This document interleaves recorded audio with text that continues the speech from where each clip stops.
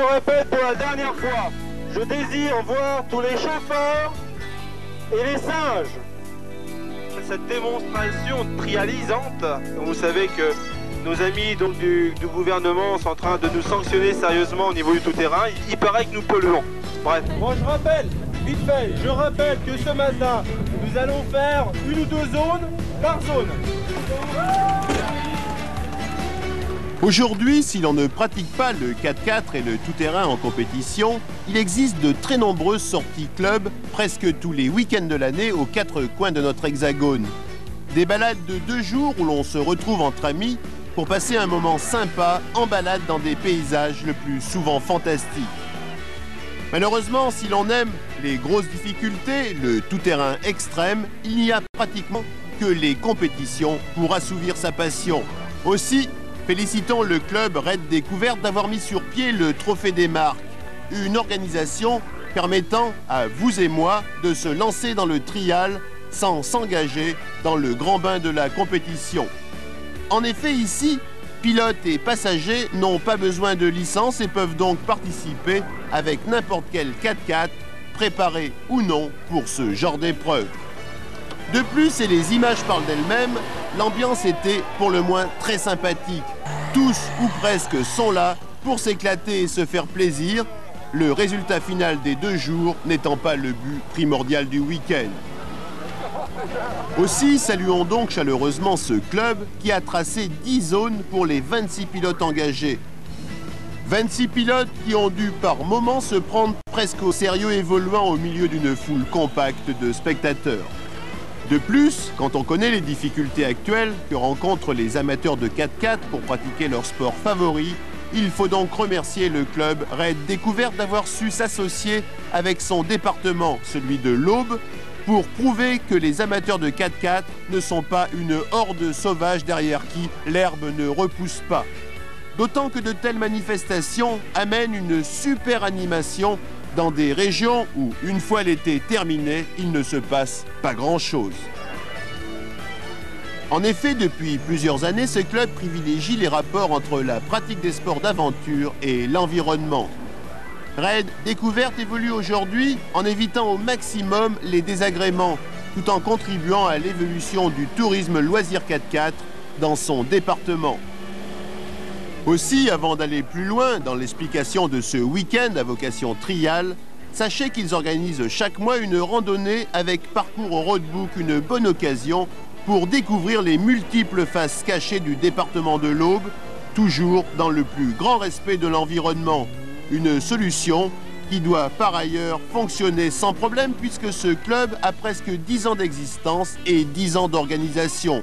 Et rares sont les associations aussi dynamiques, puisqu'ils mettent aussi sur pied la nuit des baroudeurs, une bonne occasion pour rouler en tout terrain dans des conditions climatiques le plus souvent infernales, le 1er et 2 décembre. De plus, de la région de Troyes, Raid Découverte va passer à la Haute-Normandie, au Languedoc et à l'Auvergne pour l'organisation de raids similaires. Sans oublier non plus le Printemps des baroudeurs, une aventure extrême multisport le 27 et 28 mars prochain, un week-end infernal. Il ne reste plus qu'à vous citer le 3e Tour de l'Aube, le 27 et 28 avril prochain, et la Ronde des Châteaux 1991, le 7 et 8 septembre.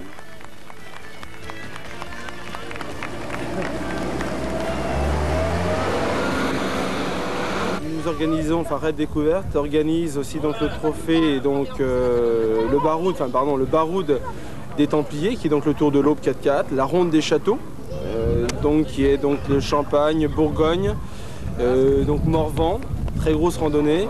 Et nous organisons aussi donc la nuit des baroudeurs et le printemps des baroudeurs.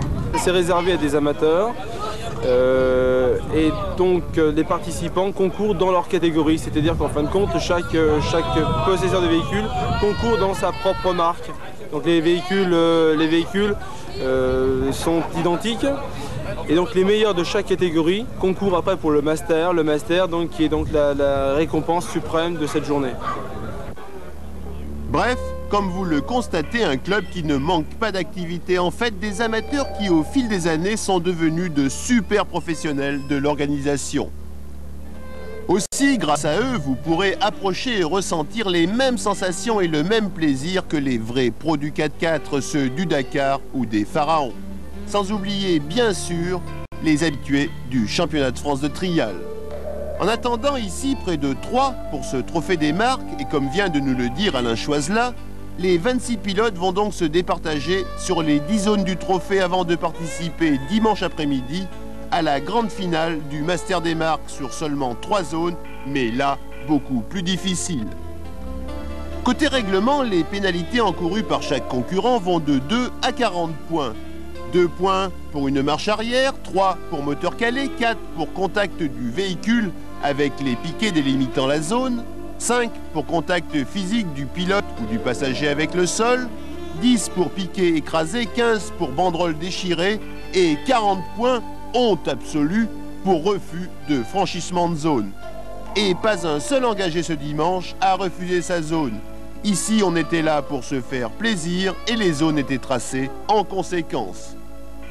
Dans cette dernière zone, chacun a fait de son mieux pour passer. Heureusement d'ailleurs que la pluie n'était pas de la partie, car ces dévers auraient pu se révéler beaucoup plus difficiles.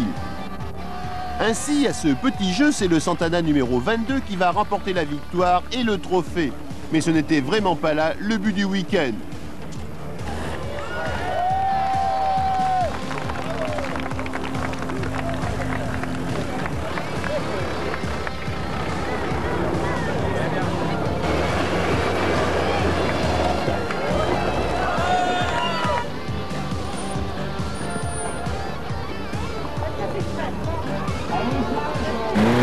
Et c'est peut-être ce pilote de Lada qui ramènera chez lui le plus beau souvenir du week-end en mettant tous les rieurs de son côté.